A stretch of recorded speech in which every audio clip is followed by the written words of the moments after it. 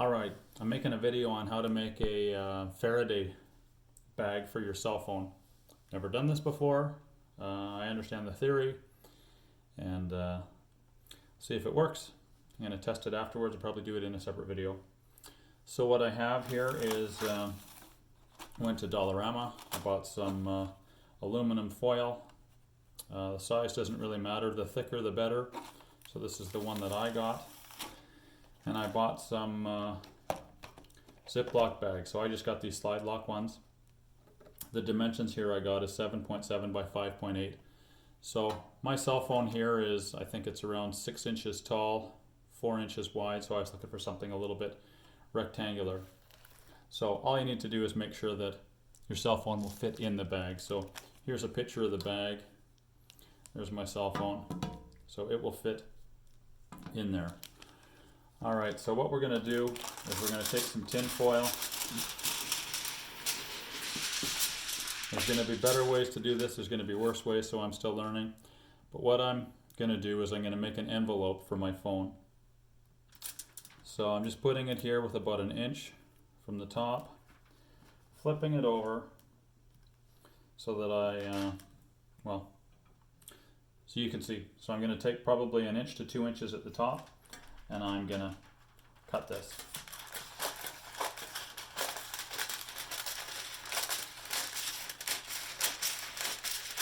Those of you that are good at craft are going to be laughing at me because I'm such a rookie. So there we go. Alright, this will be enough for 2 pieces.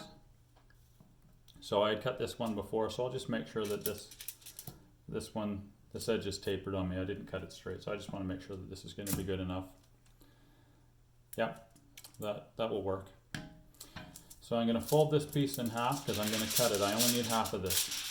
Well, we're going to use both pieces. We're going to make multiple envelopes. Just putting it in half. What's really important here is that we don't puncture the tin foil in any way. We don't want to rip it in any way. If it gets a hole in it, if it gets ripped, it's no good. The tin foil has to be intact.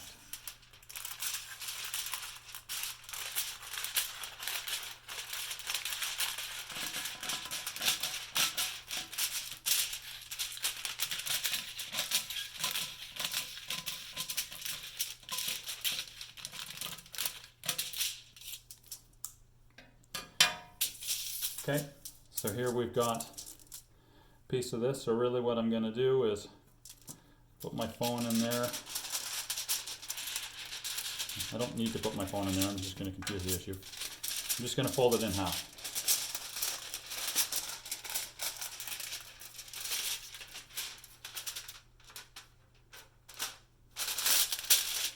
Just like that.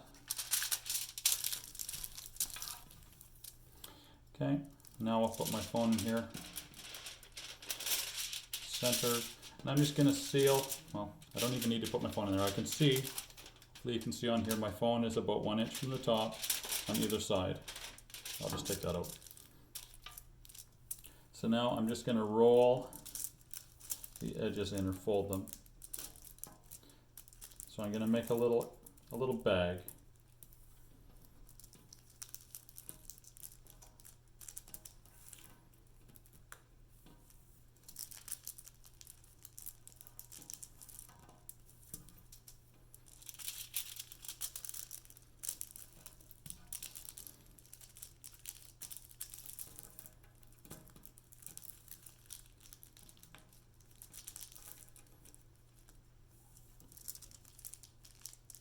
So obviously the phone is going to have to fit in here, and I need to make it small enough so that it can go inside the bag.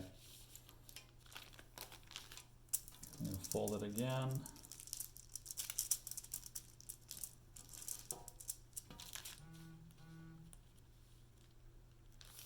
Okay, that'll fit. I'll just make a half a fold.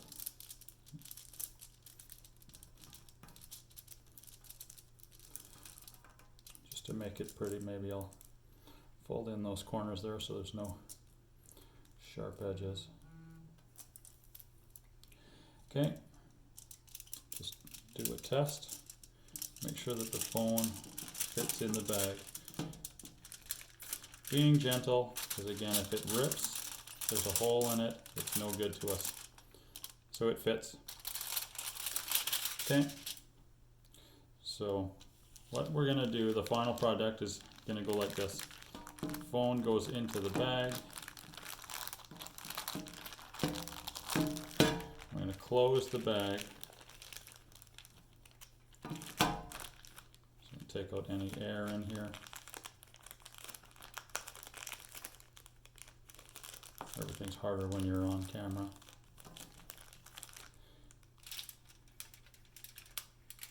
Okay, so the plastic is insulating the phone from the foil. So when it's time to use this, you can see that my phone is on. Of course, it doesn't need to be, but I'm going to do some testing after this. So now I'm going to close the bag. And I realized that I should have left just a little bit more tin foil here because it's going to be hard to close. Just tuck that in there.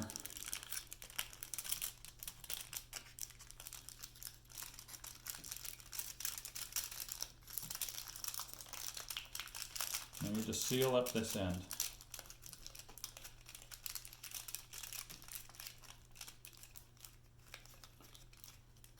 So this is just a little bit too short.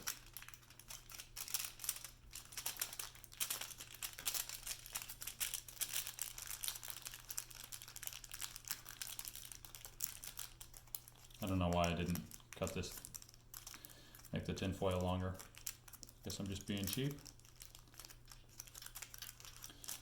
This little tab here on the bag that's giving me grief.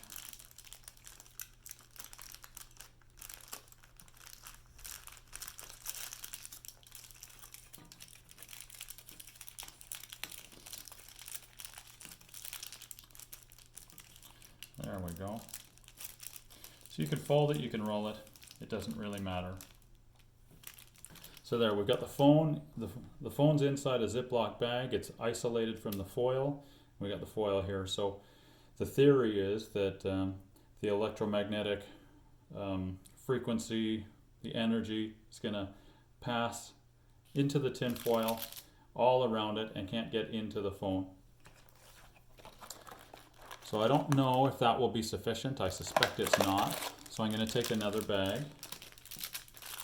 and I'm going to put this entire thing into another bag. If I was to do this again, I would probably use a Ziploc bag that opens on this end, or use a square one so that all the openings are on the same here. So this is the opening for the tin foil. I guess if I would do this again, I'd use a Ziploc bag where the opening is here. So you would open each one in the top and you can get your phone out. It'll probably make things easier. But I'll show you here what the theory is.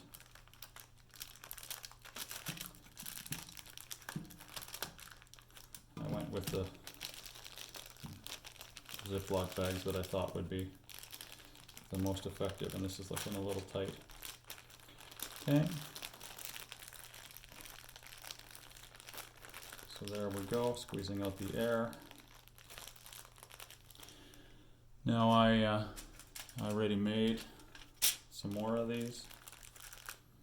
I think these are all going to be too small because I cut them all the same. That one's a little bit bigger.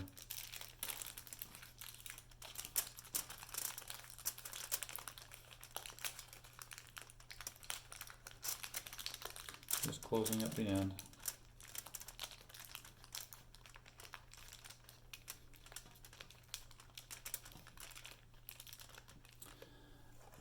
And I'll put this in one more bag just to protect the tin foil. So I suspect that 2 layers of tin foil and 2 layers of plastic are sufficient. If it's not, Go with another layer each.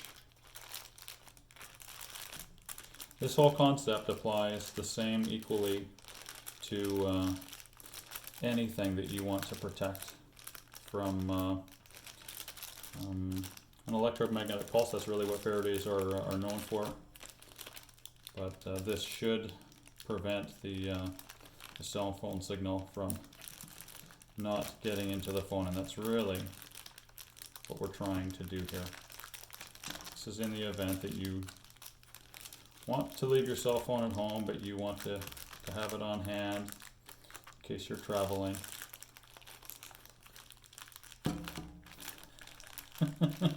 Watch me struggle. Definitely use different bags. In my defense, I did buy some different bags. So there we have inside, phone in a bag covered in tin foil, put into another bag covered in tin foil, and finally, so this is it. This is the final package. This should work. So I'm gonna stop the video and I'm gonna do some testing. Should be able to call my phone and it will not answer. So hopefully this has been helpful.